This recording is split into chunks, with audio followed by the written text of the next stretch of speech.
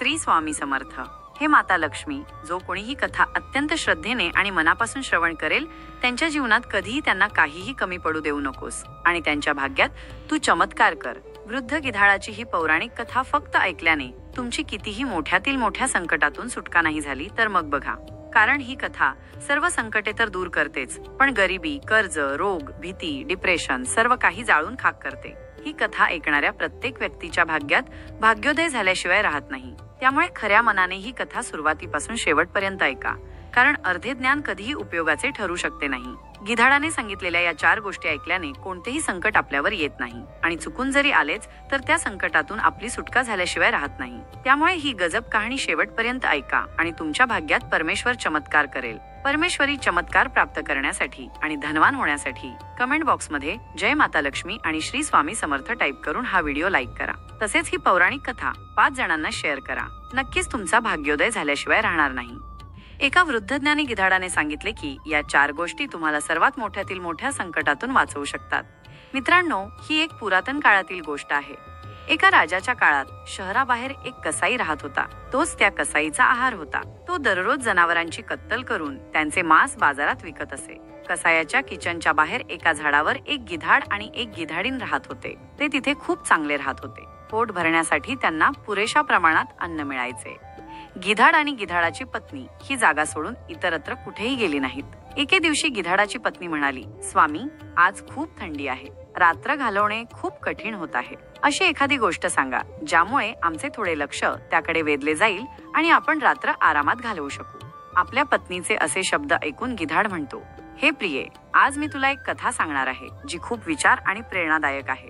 जर एखाद्या व्यक्तीने या कथेत सांगितलेल्या 4 गोष्टी आपल्या आयुष्यात स्वीकारल्या तर खात्री आहे तो कधीही संकटात पडणार नाही आणि तो कधीही चुकून संकटात पडलाच तरी तो त्या संकटातून चांगल्या प्रकारे बाहेर येईल. ही कथा खूप मनोरंजक आणि जीवनाचे धडे देते, त्यामुळे लक्षपूर्वक ऐका.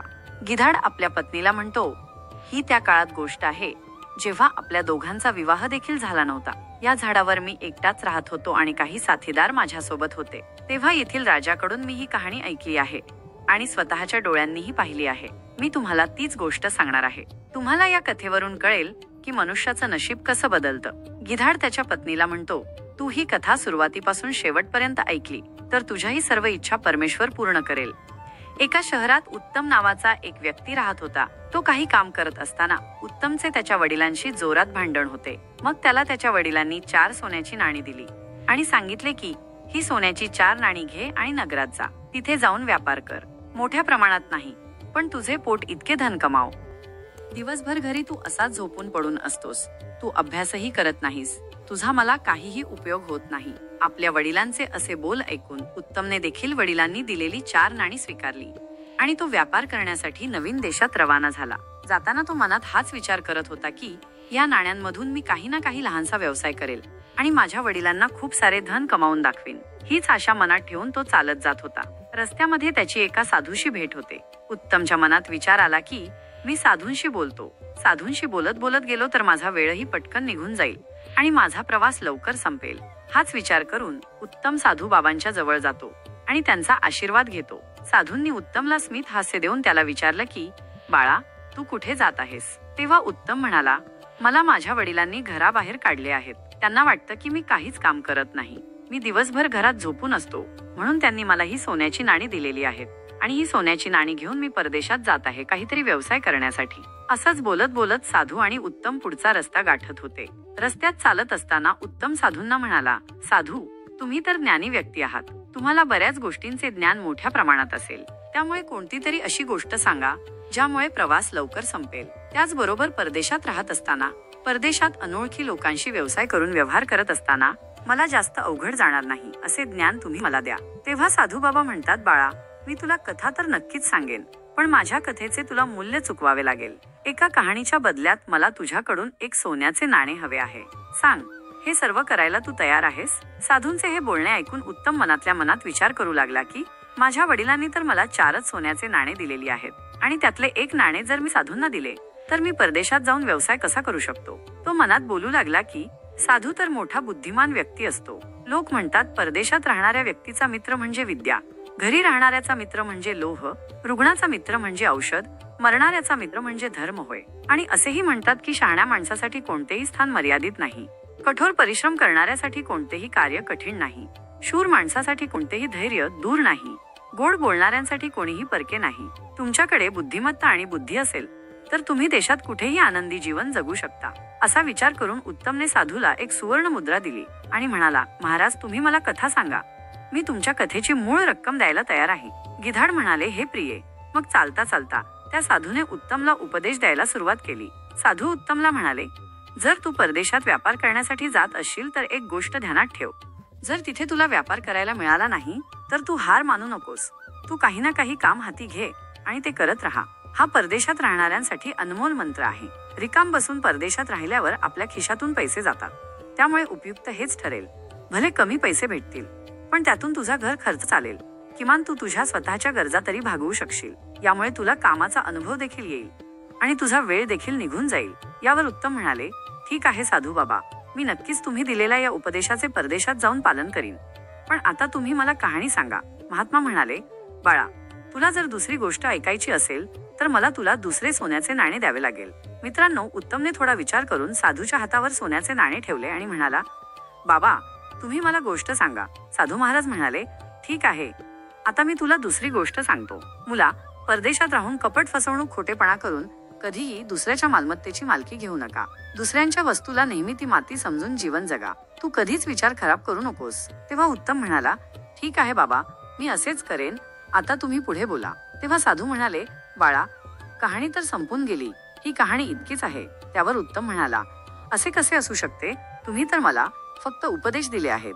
फक्त इतक्याच उपदेशांसाठी तुम्ही माझ्याकडून एक सुवर्ण मुद्रा घेतली. साधू बोलू लागला की बाळा, ज्ञानाची कोणतीही किंमत नसते. ज्ञान अनमोल असते.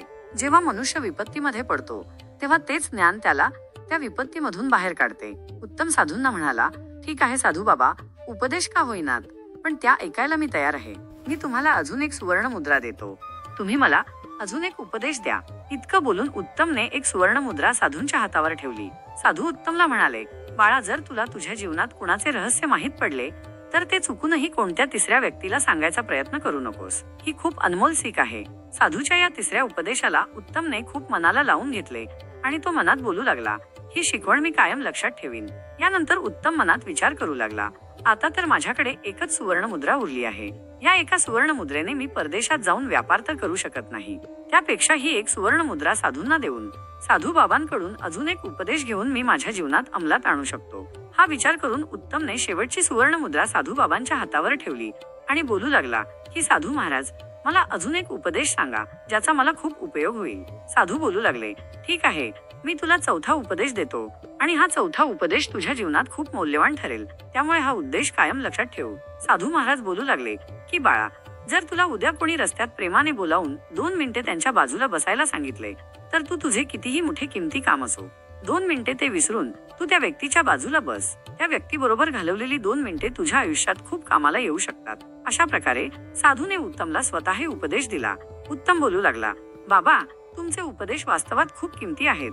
आता माझ्याकडे कोणतीही सुवर्ण मुद्रा वाचलेली नाही तर मी 2-4 उपदेश अजून तुमच्याकडून शिकून घेतले असते आणि माझ्या जीवनात त्यांना अंमलात आणलं असतं. तेव्हा साधू महाराज म्हणतात, कुणाच्याही शिक्षेला, कुणाच्याही ज्ञानाला, कुणाच्याही उपदेशाला कोणतेही मूल्य न देता कधीही ते ऐकू नये. पण तरीही तू बोलत आहेस तर माझ्याकडून मी स्वतःचा एक उपदेश तुला सांगू शकतो. या उपदेशाचे मी तुझ्याकडून कोणतेही मूल्य स्वीकारणार नाही. साधू उत्तमला सांगू लागले, परदेशात राहताना कोणत्याही स्त्रीवर विश्वास ठेवताना विचार करा, कारण काही स्त्रिया लबाडीही असू शकतात. दुराचारी स्त्रीला आपण कधीही समजू शकत नाही की तिच्या मनात काय चाललं आहे आणि तिच्या डोक्यात काय चाललं आहे. 5वा उपदेश देऊन साधू बाबा उत्तमला म्हणाले, बाळा तुझ्या आणि माझी साथ इथपर्यंतच होती. जवळच माझा आश्रम आहे आणि आता मी माझ्या आश्रमात जात आहे. इतकं बोलून साधू आपल्या आश्रमात निघून जातात. मग उत्तम एकटाच परदेशात जाण्यासाठी चालू लागतो. चालत असताना तो विचार करू लागतो, साधू बाबांनी 5 उपदेश सांगण्यासाठी माझ्याकडून 4 सुवर्ण मुद्रा घेतल्या, पण हे धन घेऊन साधूंना या धनाचा काय उपयोग होणार आहे? साधू संत आहेत, केवळ संपत्तीचा त्याग करून ते भिक्षू बनतात. मग भिक्षूने माझ्याकडून सोन्याच्या सुवर्ण मुद्रा का घेतल्या? जेव्हा मी माझ्या शहरात परत येईन तेव्हा मी निश्चितपणे साधूला हे नक्कीच विचारेन. जाऊ देत, जे काही असू देत, भिक्षूच्या या 5 गोष्टी खूप मौल्यवान वाटत आहेत. मी त्यांना नेहमी लक्षात ठेवेल. मित्रांनो, आता उत्तमकडे काहीही पैसे शिल्लक नव्हते. आता तो राज्यात काय करेल या चिंतेत होता. तो काय खाईल, तो आपला व्यवसाय कसा सुरू करेल, या सर्व गोष्टींचा विचार करून तो एका शहरात पोहोचतो. शहरात पोहोचल्यानंतर तो नोकरी शोधू लागतो, कारण काहीही पैसे त्याच्या जवळ नव्हते. त्यामुळे एखाद्याचे काम करेल असे त्याला वाटू लागले, कारण साधूबाबांनी असेही म्हटले होते की त्याने परदेशात रिक्त बसू नये. जे काही काम लहान मोठे मिळेल ते केले पाहिजे. नोकरीच्या शोधात उत्तम इथे तिथे लोकांना विचारत फिरत होता. मग तिथे त्याची भेट एका राजाच्या नोकराशी होते. मग तो राजाच्या सेवकाला भेटतो, जो राजाच्या तबेलांचा एक सेवक होता. त्याचे नाव आनंदपाल होते. तो त्यांच्या घोड्यांची काळजी घेत असे. त्याने पाहिले की एक माणूस नोकरीच्या शोधात फिरत आहे. मग अनंतपालने त्याला बोलावले आणि म्हणाला, भाऊ, तू काम शोधत आहेस? राजा मला सुट्टी देत नाहीये. बरेच दिवस माझी आई घरी खूप आजारी आहे. मी माझ्या आईला भेटायला जाऊ शकत नाही. राजाने मला सांगितले आहे की आपण एका स्थितीत घरी जाऊ शकता. जर आपण एखाद्याला आपल्या जागी ठेवले तर आपण तुमच्या घरी जा. आता तुम्ही एक गोष्ट करा भाऊ, तू माझ्या जागी एका महिन्यासाठी काम कर आणि आपल्याला जो पगार मिळेल तो तुम्हाला ठेवा. जेव्हा मी माझ्या आईला पाहिल्यानंतर परत येईन तेव्हा तुम्ही दुसरे काम शोधा. आनंदपालची चर्चा ऐकून उत्तमला असा विचार आला की येथे काम करणे चांगले आहे आणि इथे मी एका महिन्यासाठी त्याच्या जागी काम केले पाहिजे. त्यानंतर माझ्याकडेही काही पैसे असतील. मी शहरात नवीन आलो आहे. एका महिन्यात मी इथल्या लोकांना देखील समजेल. याचा विचार करून उत्तम त्या व्यक्तीच्या ठिकाणी काम करण्यास तयार झाला. आनंदपाल उत्तमसह राजमहालात गेले. मित्रांनो, राजा चक्रदत्त हा एक अतिशय हुशार आणि नामांकित राजा होता. त्याला एक मुलगी चंद्रप्रभा होती. चंद्रप्रभा खूपच सुंदर होती आणि नुकतंच तिने तारुण्याच्या पहिल्या टप्प्यावर पाऊल टाकले होते. राजाला आपल्या मुलीवरही खूप प्रेम होते, कारण चंद्रप्रभा ही त्याची एकुलती एक मुलगी होती. मित्रांनो, राजाला घोड्यावरून सवारी करणे खूप आवडत असे. त्याच्याकडे हजारोपेक्षा जास्त घोडे पाळण्यासाठी होते. राजाने अनेक नोकरांना त्या घोड्यांची काळजी घेण्यासाठी ठेवले होते. त्यातील एक म्हणजे आनंदपाल. प्रत्येक नोकराच्या हिस्स्यांमध्ये 10-10 घोडे होते.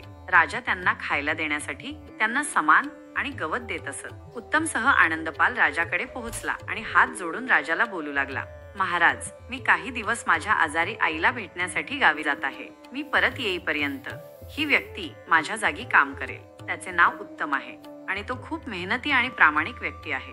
महाराज, मला तुमच्या आज्ञेची गरज आहे. यावर राजा म्हणाला, यात आज्ञा घेण्यासारखे काय आहे? जर तुमचा या उत्तम नावाच्या व्यक्तीवर विश्वास असेल तर तुमचे काम त्याला समजावून सांगा आणि तुम्ही तुमच्या आईला भेटण्यासाठी निघून जा. परंतु लक्षात ठेवा की आपल्या घोड्याच्या देखरेखीखाली कोणतेही दुर्लक्ष होता कामा नये. जर आपल्या घोड्यांच्या देखरेखीखाली काही दुर्लक्ष झाले तर त्याचा दंड तुम्हाला भरावा लागेल. याची मी तुम्हाला शिक्षा देईन. आनंदपाल म्हणाले, ठीक आहे महाराज, तुम्हाला तक्रार करणे संधी मिळणार नाही. मी सर्व काम चांगल्या प्रकारे यांना स्पष्ट करीन. अशा प्रकारे आनंदपाल राजाची परवानगी घेतो आणि उत्तमला घेऊन घोड्यांच्या तबेल्यामध्ये जातो. जेव्हा तो तिथे गेला तेव्हा हजारे घोडे कैदी होते. आनंदपाल यांनी उत्तमला चांगल्या प्रकारे त्यांचे काम समजावून सांगितले. राजाने माझ्या हिस्स्यामध्ये 10 घोडे दिले आहेत.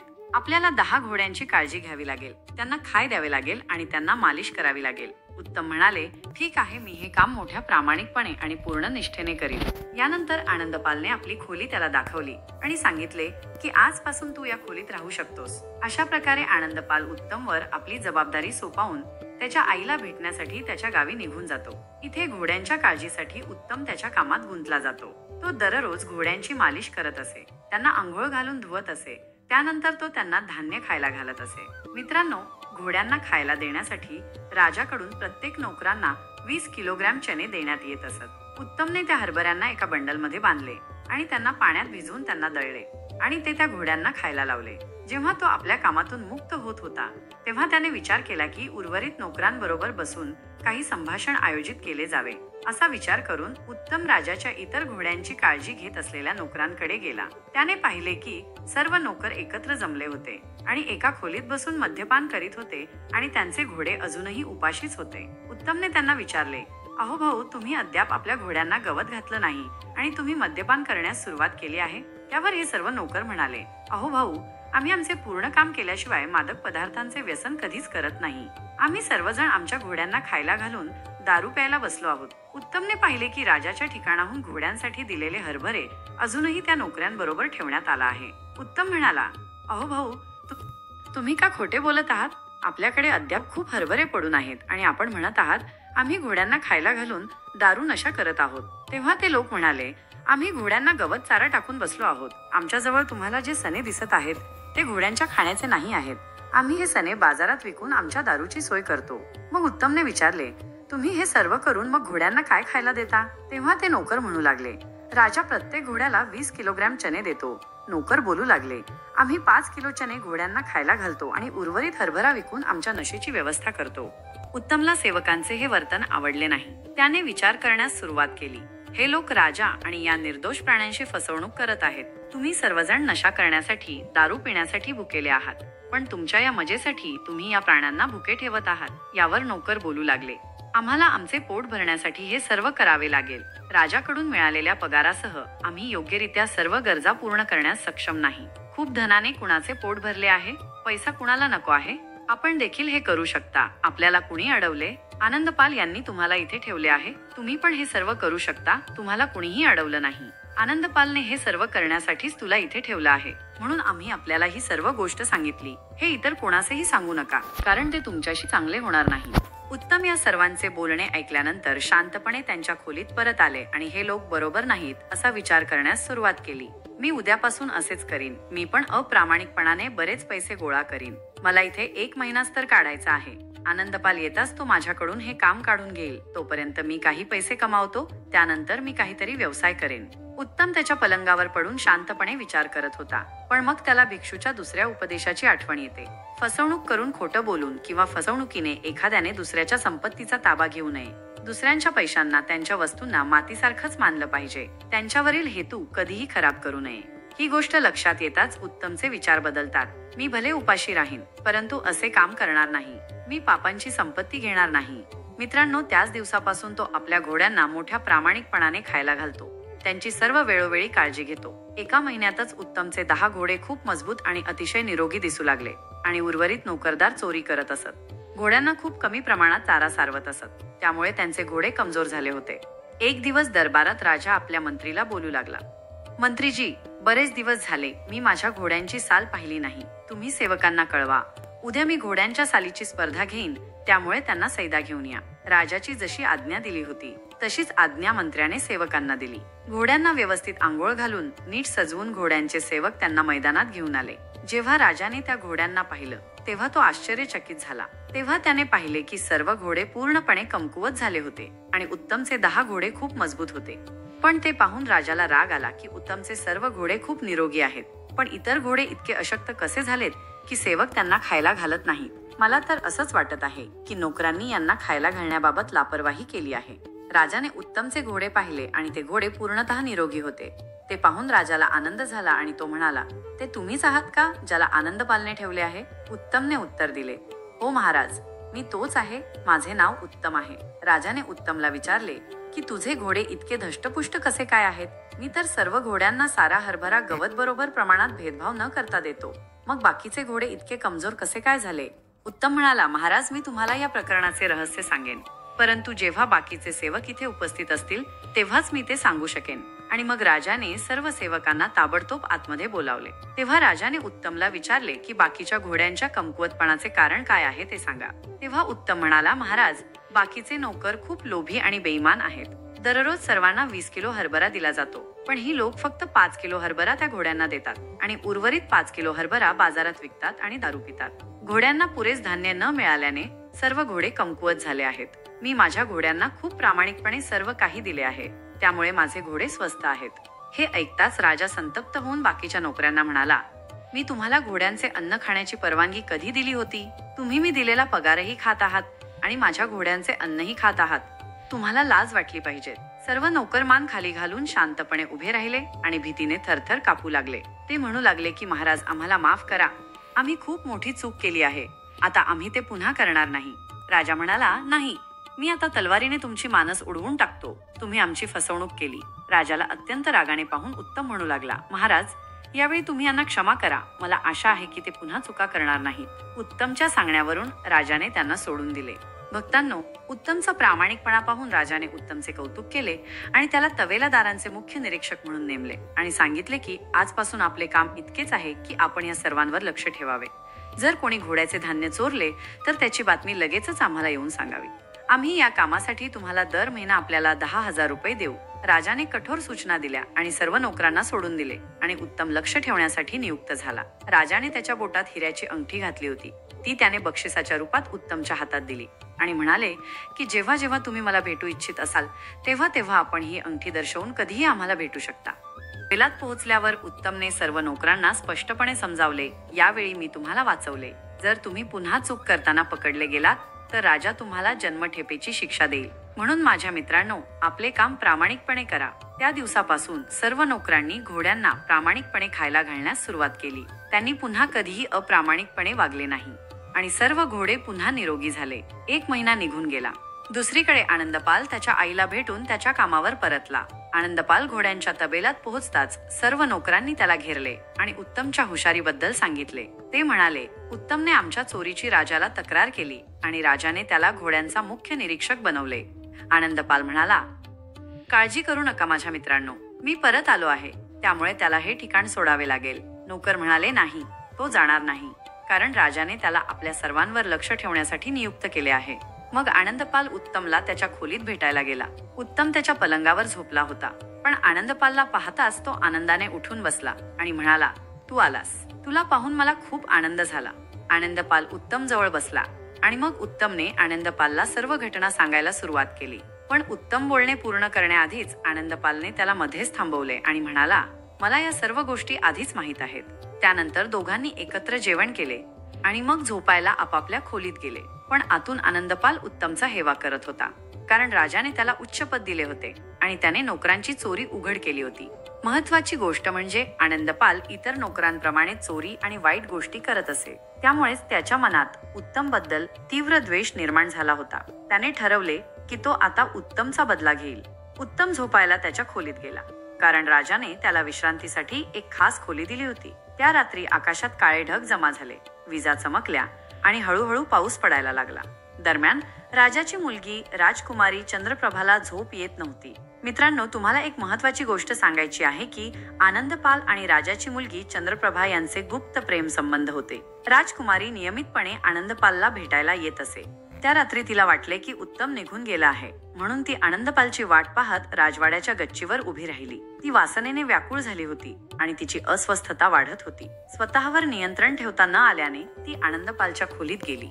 योगायोगाने उत्तमही त्याच वेळी काही कामासाठी बाहेर पडत होता. उत्तम आनंदपालच्या खोलीत पोहोचताच त्याला आतून एका स्त्रीचा आवाज ऐकू आला. उत्सुकतेने त्याने आत डोकावले आणि राजकुमारी आणि आनंदपालला एकत्र पाहिले. हे पाहून उत्तम आश्चर्यचकित झाला आणि शांतपणे आपल्या खोलीत परतला.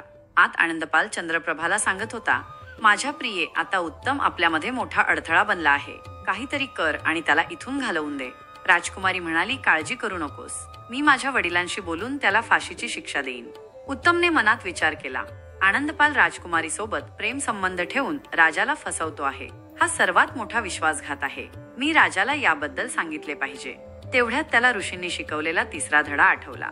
जर तुम्हाला एखाद्याचे रहस्य कळले तर ते तिसऱ्या व्यक्तीला कधीही सांगू नका, अन्यथा तुम्ही स्वतःला धोक्यात टाकाल. हा सल्ला आठवून उत्तमने शांत राहण्याचा निर्णय घेतला. त्याने विचार केला, मी राजाला त्याच्या मुलीबद्दल सांगितले तर तो माझ्यावर कधीही विश्वास ठेवणार नाही. त्याऐवजी मी त्याच्या क्रोधाचा बळी होईन. दरम्यान आनंदपालला भेटून चंद्रप्रभा तिच्या खोलीत परतली. आतून दरवाजा बंद केला आणि मोठ्याने रडायला लागली. राजकुमारीचा रडण्याचा आवाज ऐकून राजवाड्यातील सर्व नोकर आणि दासी जागे झाले. राजाही तिच्या खोलीत धावत आला आणि विचारले, माझ्या लाडके, काय झाले? तू इतकी का रडत आहेस? मित्रांनो, आनंदपालच्या योजनेनुसार चंद्रप्रभाने उत्तमच्या विरोधात कट रचला होता. तिने राजाला सांगितले, बाबा, तुम्ही राजवाड्यात ठेवलेल्या उत्तम नावाच्या नोकराने माझ्यावर जबरदस्ती करण्याचा प्रयत्न केला. तो माझ्या खोलीत आला आणि मला त्रास देण्याचा प्रयत्न केला. मी ओरडायचा प्रयत्न केला तेव्हा तो पळून गेला. त्याने राजवाड्यात प्रवेश करण्यासाठी तुम्ही दिलेली अंगठी वापरली.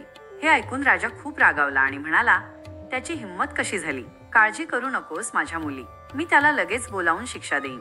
राजकुमारी म्हणाली, त्याला बोलावून प्रश्न विचारून काही उपयोग होणार नाही. जोपर्यंत तुम्ही त्याला फाशीची शिक्षा देत नाही तोपर्यंत मी पाण्याचा एक थेंबही पिणार नाही. राजा म्हणाला, ठीक आहे, मी तेच करेन. असे म्हणून तो त्याच्या खोलीत गेला.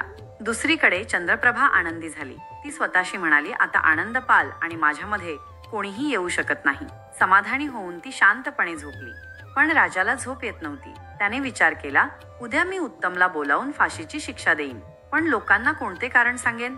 जर मी त्यांना सांगितले की त्याने माझ्या मुलीशी गैरवर्तन केले तर माझ्याच मुलीच्या प्रतिष्ठेला धक्का बसेल.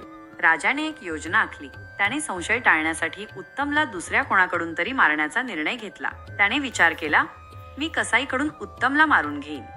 दुसऱ्या दिवशी सकाळी राजा कसाईकडे गेला आणि म्हणाला, मी तुला एक माणूस पाठवणार आहे. तू त्याचे डोके छाटायचे आहे. नंतर मी डोके आणायला दुसरा माणूस पाठवणार आहे. ते त्याला द्यायचे आहे. कसाईला धक्का बसला, पण राजाच्या दबावाखाली तो तयार झाला. राजवाड्यात परतल्यावर राजाने उत्तमला बोलावले आणि म्हणाला, मी तुला दुसऱ्या शहरात एका महत्वाच्या कामासाठी पाठवत आहे. हे काम फक्त तूच करू शकतोस. तिथे एका कसाईकडे जा. तो तुला सर्व काही समजावून सांगेल. उत्तम राजाच्या शब्दांवर विश्वास ठेवून प्रवासाला निघाला. चालत असताना त्याला काही ऋषी भजने गाताना दिसले. एका ऋषीने त्याला थांबण्याचा इशारा केला, पण उत्तमने त्याच्या कामावर लक्ष केंद्रित करून त्याला दुर्लक्ष केले. अचानक त्याला ऋषींनी दिलेला चौथा धडा आठवला. तुमचे काम कितीही महत्वाचे असले तरी जर कोणी तुम्हाला थांबवून 2 मिनिटे बसण्याची विनंती केली तर नेहमी तसे करा. हा सल्ला आठवून उत्तम परत फिरला आणि ऋषींसोबत बसून भक्तीत तल्लीन झाला. दरम्यान उत्तम मरण पावला आहे असे गृहीत धरून राजाने त्याचे डोके आणायला कोणाला तरी पाठवण्याचा निर्णय घेतला. तेवढ्यात त्याला आनंदपाल दिसला आणि त्याने विचार केला, मी त्याला उत्तमचे डोके आणायला पाठवेन. राजाने आनंदपालला बोलावून कसाईकडे पाठवले. उत्तमच्या आधी आनंदपाल पोहोचला आणि कसाईला म्हणाला, राजाने मला पाठवले आहे. आनंदपालला उत्तम समजून कसाईने त्याला आत नेले आणि आनंदपाल तिजोरीजवळ येताच त्याचे डोके छाटले. त्याने डोके एका गठ्ठ्यात गुंडाळले आणि आनंदपालचा मृतदेह जनावरांना फेकून दिला. दरम्यान उत्तम अजूनही ऋषींसोबत भक्तीत तल्लीन होता. काही वेळाने त्याला त्याच्या कामाची आठवण झाली आणि तो घाईघाईने कसाईकडे गेला.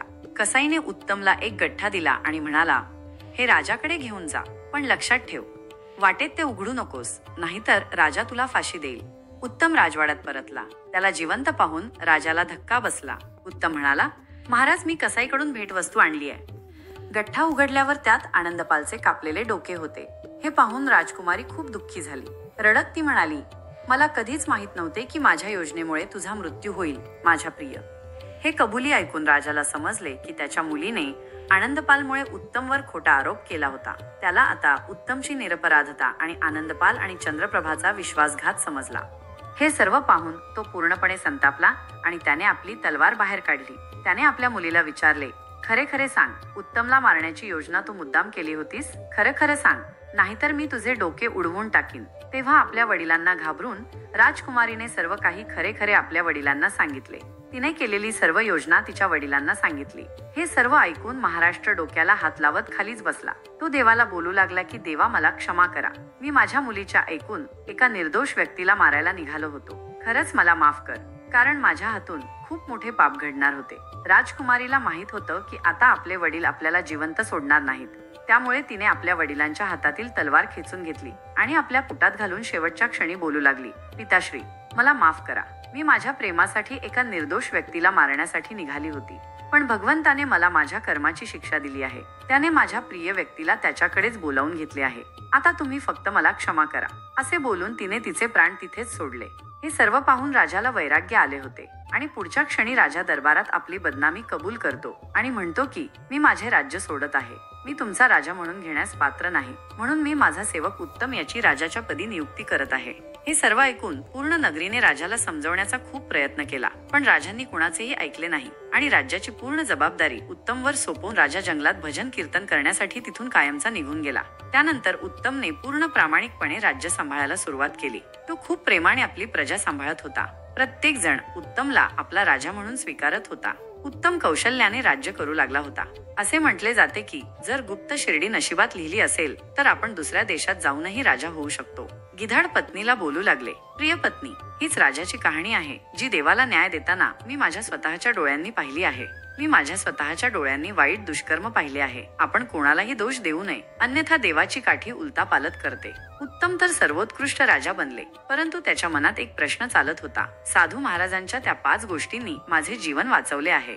मला त्यांनी राजा बनवलं, पण आता मी त्यांना भेटायला जायलाच हवे.